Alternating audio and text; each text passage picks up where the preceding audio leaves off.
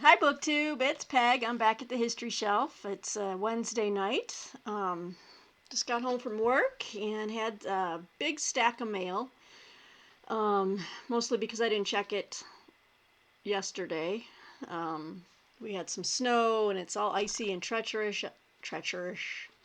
I have not been drinking. I don't drink. Icy and treacherous outside. So I just kind of skipped it, you know. And then I got home, Martine had checked the mail, and there was a big old stack. So I had some packages, and I thought I've already opened them. I'll just show you what I got. But they're books. Surprise books here on the BookTube channel. I do want to say quickly before I go into the books that I just noticed on my bookshelf tour video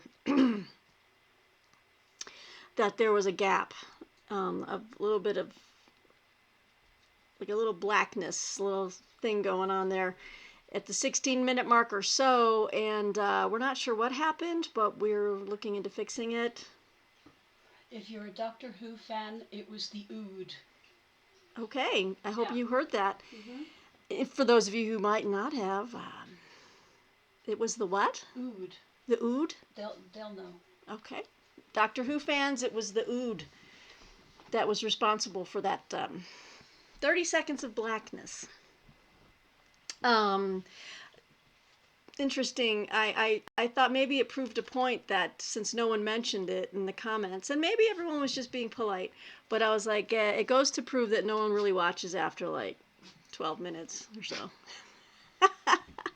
And there goes Gidget. Woo! She's rowdy. She likes to act up when I get on camera. Get it! She has a Mr. Bill doll. Oh, don't tell them about Mr. Bill. Okay, I won't. Anyway. PCA calling you. Yes, sorry, we're having a lot of. It's inappropriate. It's inappropriate. She's inappropriate. The dog is inappropriate. She's feisty. She's feeling her oats, and I'm okay with that. Okay, so let's get back to it. Sorry, we got a little sidetracked there. But anyway, so there was a problem with the video. Apologies for that. I made a note in there that, and next time that we try editing, we're still learning the editing software stuff. So next time we will, I normally QA my stuff before I put it up. But I didn't this time, and wouldn't you know it, there was a gap. So, mind the gap, as they say. Sorry. Okay, so yeah, so I got some books in the mail, but I'm going to start with, I'm very excited about this book. I requested this from University of Tennessee Press. And I wish I had this book had come out when I was writing my my thesis on the Overland Campaign, the battles of Wilderness and Spotsylvania. This is, I'm getting a glare there. Sorry, it is it's part of the series Command Decisions in America's Civil War, and this is Decisions at the Wilderness and Spotsylvania Courthouse. The 18 Critical Decisions That Defined the Battles by Dave Townsend. Maps by Tim Kissel. And this is the kind of stuff I'm going to eat up because I really studied these two battles in detail, in depth. And I'd like to know what his take is on these 18 critical decisions because I made some arguments myself about Lee's overall command of those two battles and how it was less than superlative as people like to claim. It was really, he was outgeneraled, I think. So this is going to be great. Oh, and it even includes some of the places that, there's some appendices in the back actually that are really neat. So the book is actually much shorter than it looks. It's about 174 pages. And then the appendices you get, there's for the first one as the appendix on battlefield guides. So if I can ever make it out there someday, this will come in very handy. It shows you some tour stops that you can take a look at. Saunders Field, for example, and it shows you on the highway there where to find it, what was important about it. Very cool. But yes, so I'll just read you quickly. The successive battles of the Wilderness and Spotsylvania Courthouse opened Lieutenant General Ulysses S. Grant's 1864 Overland Campaign. As the first confrontation between Union and Confederate leaders Grant and Lee, these two bloody battles signaled the new reality of war. The fighting at the Battle of the Wilderness, immediately followed by Spotsylvania Courthouse, was costly for both sides, and while the Union Army could replace its losses, Lee's Army of Northern Virginia could not. It would be exactly 1 year from Grant's message to General George G. Meade stating that Lee's army would be his objective until the surrender at Appomattox. So let's see. So rather than a linear history of the battles, Townsend's discussion of the critical decisions presents readers with a vivid blueprint of the battle's developments. Exploring the critical decisions in this way allows the reader to progress from a sense of what happened in these battles to why they happened as they did. And that is so important to really fully understanding or having a fuller conception of the things that people endured and indeed why things happened the way they did, why they went down the way they did. So, Decisions at the Wilderness and Spotsylvania Courthouse by Dave Townsend, University of Tennessee Press. I'm looking forward to reading that. Yay. Okay, and then I got in the mail, I think this was an unsolicited, this was sent to me from the good folks at Casemate Publishers. I do like their books. And this one, now they sent me a volume 2, so I'm going to see, if they want to send me a volume 1, that'd be great. But this is Mortar Gunner on the Eastern Front, Volume 2, Russia, Hungary, Lithuania, and the Battle for East Prussia, the memoir of Dr. Hans-Heinz Reifelt. Forward by Gilberto Villahermosa. So I even have a pub sheet here, I guess. But, so it's a volume 2. I guess I probably should see about getting volume 1, though, but since it is a memoir. So in the volume 2, he's returning to his old unit, the grenade launcher, May 44. Let's see. So basically, yeah. Okay, it's just following this doctor's, his experiences as a mortar gunner and the battles from 44 on. We do have photos and stuff like this, but it's basically a diary. It's a memoir. The march into Hungary with reinforced infantry regiment. It's always neat to read from the other side as well, the memoirs of these soldiers that oftentimes, not every German soldier was a Nazi. I mean, the Nazis were a very, they shouldn't have, it's a crappy, it's horrible cause they were fighting under, but a lot of these soldiers were just, thought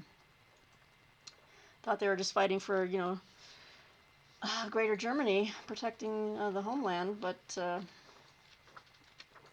don't know. It's kind of dicey stuff, because I think about these things in a broader, more popular pop culture sense. Like if you notice, so like with video games, right? All the World War II games, and I've played a few. I'm no stranger to those. I kind of grew up in the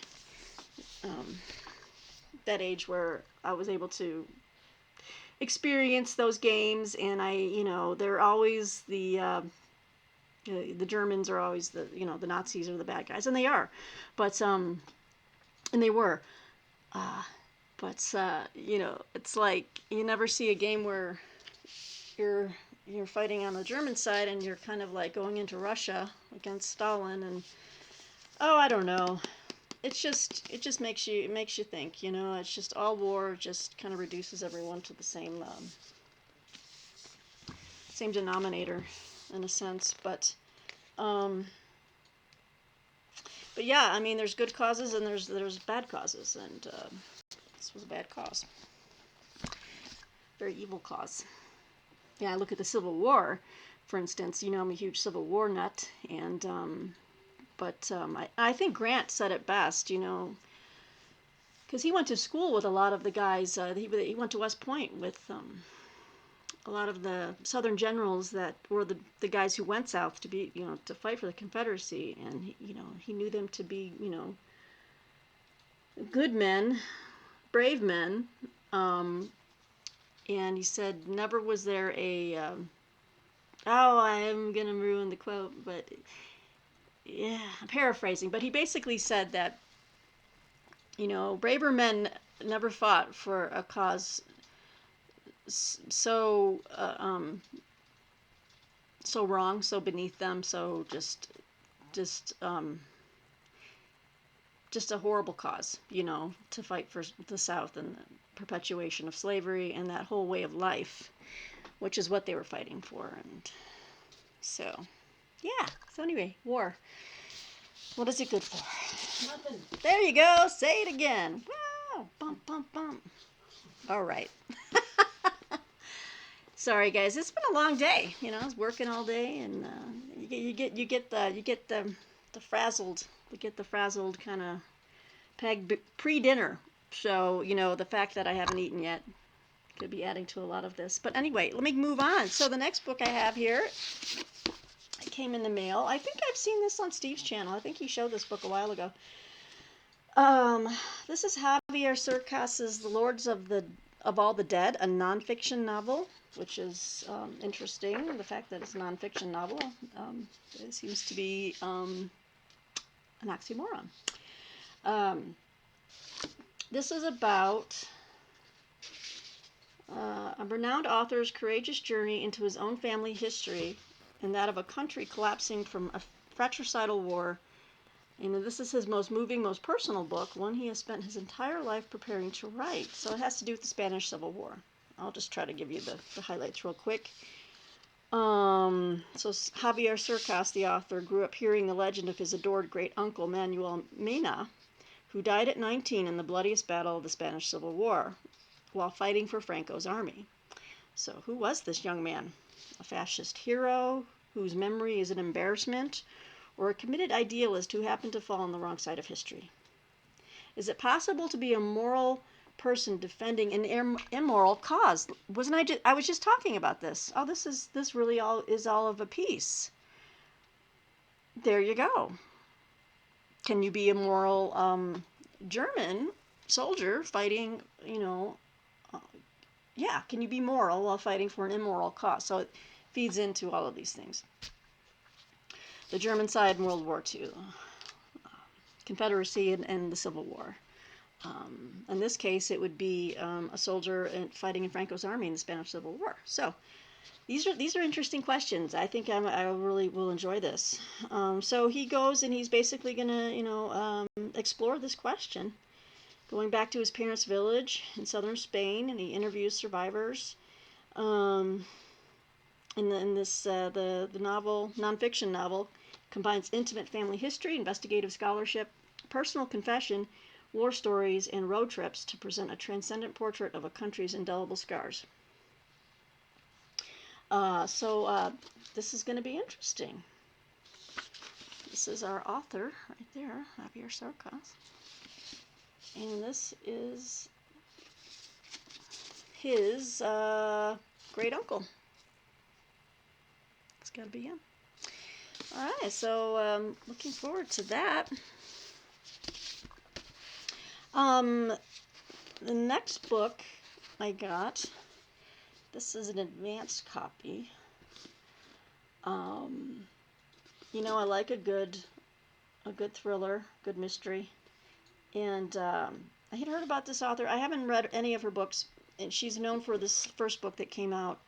I think it's called The Broken Girls, which is a thriller, like creepy supernatural stuff. I kind of like that. I haven't read The Broken Girls, but this is a new one of hers coming out. This is Simone St. James, and this is The Sundown Motel. Whoa. And this one, this is coming out February 18th, and this says the secrets lurking in a motel ensnare a young woman just as they did her aunt 35 years before in this chilling new novel from the national best-selling author of The Broken Girls. Upstate New York, 1982. Viv Delaney works as the night clerk at the Sundown Motel in Fell, New York, to pay for her move to New York City. But something isn't right at the motel, and she's determined to uncover the secrets hidden there. Upstate New York, 2017. Carly Kirk has always been fascinated by her Aunt Viv, who disappeared from the Sundown before she was born. When Carly moves to Fell to find out what happened, she is soon mirroring her aunt's life, working as the night clerk at the motel, which hasn't changed since 1982. There's still a haunting and scary presence there, and Carly discovers that Viv had been unraveling mysteries of her own, including a possible serial killer working in Fell. If Carly can find the answers Viv was searching for, she might solve the disappearance that has haunted her family for years. So that sounds pretty good. Sounds like a pretty good read. Do the Steve flap there. There we go. The flap. All right. Woo! Next book. I found that saying. Oh, okay. So hang on a second, everybody. I have incoming information from my producer. No. The Grant saying went. Yeah, I'm only gonna read that. I felt like anything rather than rejoicing at the downfall of a foe who had fought so long and valiantly, and had suffered so much for a cause, though that cause was, I believe, one of the worst for which a people ever fought, and one for which there was the least excuse. Oh, I love Was it. that the one you wanted? Yes. Yes. Could you send that to me real quick Yes. in a chat? I'm gonna repeat it just in case. Repeat it coherently? Yeah, well, just in case people can't hear. You know, this. I know everyone's getting frustrated. Like, just get on camera already, No. Martine. I'm working. She's working. Sorry, guys. I know normally it's a little bit less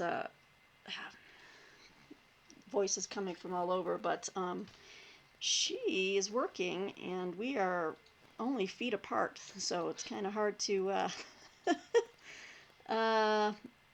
Let me get that quote for you guys. Yes. Okay. So,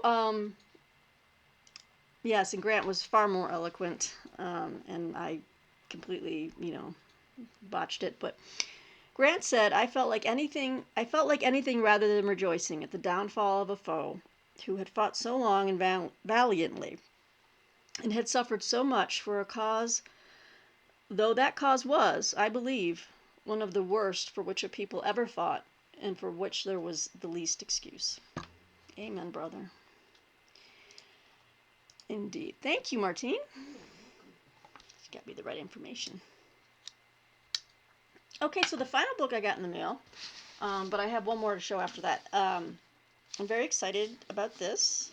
This is Yellowbird, Oil Murder and A Woman's Search for Justice in Indian Country by Sierra Crane Murdoch. This is a gripping true story. I like those. Gripping true story of a murder. Well, I don't like this. Sorry. The gripping true story of a murder on an Indian reservation and the unforgettable Arikara woman who became obsessed with solving it. An urgent work of literary journalism and social criticism.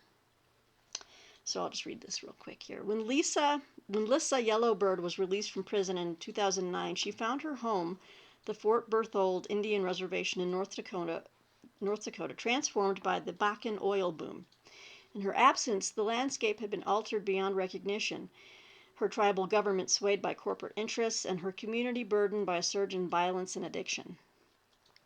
3 years later, when Lissa learned that a young white oil worker, Christopher K.C. Clark, had disappeared from his reservation worksite, she became particularly concerned. No one knew where Clark had gone, and few people were actively looking for him. Yellowbird traces Lissa's steps as she obsessively hunts for clues to Clark's disappearance. She navigates two worlds, that of her own tribe, changed by its newfound wealth, and that of the non-native oilmen down on their luck who have come to find work on the heels of the economic recession. Her pursuit of Clark is also a pursuit of redemption, as Lissa atones for her own crimes and reckons with generations of trauma. Yellow Bird is an exquisitely written, masterfully reported story about a search for justice and a remarkable portrait of a complex woman who is smart, funny, eloquent, compassionate, and often vexingly shrewd. Drawing on 8 years of immersive investigation, Sierra Crane Murdoch has produced a profound examination of the legacy of systematic violence inflicted on a tribal nation and a tale of extraordinary healing. It's already gotten a lot of blurbs on the back there. So this is put out by Random House. This just sounds fascinating. I love a good current events nonfiction story with investigative reportage, as they say. And this is a topic I just haven't read about in a while, and I'd like to know more about just the status or the state of Native American Native Americans. That was redundant. I said that twice. I know I did. You don't need to tell me. It's been a long day and I need to eat dinner. So Yellow Bird, this is going to be a great read. Okay, so last book. One of my coworkers had told me about this book, and she said she really enjoyed it. I went and looked it up, and she's like, let me know if you'd like to read it. I can loan it to you. And I said, this sounds great. And I think I had heard some buzz about it. The cover of this book, I'm not going to lie to you, it gives me a migraine when I look at it for too long, because it's really trippy. But this is, I can't even focus on it. Uncanny Valley, a memoir by Anna Weiner, or Weiner. Okay. It's trying to be like 3D, but it's different colors. Anyway, I don't know how many of you guys have heard of this. It's a little memoir, 270 pages. I guess it's just a huge bestseller. It's about it's about Anna, the author. She moved from New York to San Francisco, where she landed at a big data startup in the heart of Silicon Valley bubble, a world of surreal extravagance, dubious success, and fresh-faced entrepreneurs hell-bent on domination, glory, and of course, progress, in italics. Anna arrived during a massive cultural shift as the tech industry rapidly transformed into a locus of wealth and power rivaling Wall Street. But amid the company's ski vacations and in-office speakeasies, boyish camaraderie, and ride-or-die corporate fealty, a new Silicon Valley began to emerge, one in far over its head, and enriching itself at the expense of the idyllic future it claimed to be building. Part coming-of-age story, part portrait of an already bygone era, Uncanny Valley is a rare first-person glimpse into the high-flying, reckless startup culture at a time of unchecked ambition, unregulated surveillance, wild fortune, and accelerating political power. Unsparing and incisive, Uncanny Valley is a cautionary tale and a revelatory interrogation of a world reckoning with consequences its unwitting designers are only beginning to understand. Yes, and this sounded a lot, when I read the description for this book, it reminded me a bit about the book I read recently, and I wrote a review for it for Open Letters. It's called The Reality Game, How the Next Wave of Technology Will Break the Truth by Samuel Woolley. And he was talking about the technologies that they're being designed, but people aren't really thinking about what they're designing and how they could be used later on for nefarious and just purposes that can really erode democratic rights and drown out marginal voices, That won't happen. Yeah, never happen. And Yeah, and this says a lot about this right here. A world reckoning with consequences. Its unwitting designers are only beginning to understand. So, yeah, think before you act, people. I don't know. It just sounds like it's gonna kind of go hand in hand and kind of just buttress a lot of what I read in the reality game. Um, so this should be a really interesting memoir. So this was a loner. Thanks, Mairead. I don't know if she's watching. I think she is, but thank you for the book. So yeah, guys, I got quite a few things here, and that's good. Um, what else? I think that's it for now. I need to go grab something to eat. Again, sorry for the glitch in the matrix there in my last video. It was the ood. Yes. It was the ood. Or Goldie. Or Goldie, my dog Goldie. Someone was clipping wires while we were editing that video. Wasn't me. Was it Martine? It was. Okay, so. Anyway, on that note, I'm going to go. We need to get some dinner, and hope everyone's having a fabulous night. I will be doing another bookshelf tour this week sometime. Probably on the weekend when I can have the lighting back here, because I just need the sunlight to do these properly. I don't have the light strong enough unless I jerry rig something up. But anyway, I'm happy that most of you liked the first, well, it's the second book tour, but we'll keep it going. We'll keep it going. Anyway, you guys have a great night, BookTube. I will talk to you soon. And yeah, take it easy. Bye.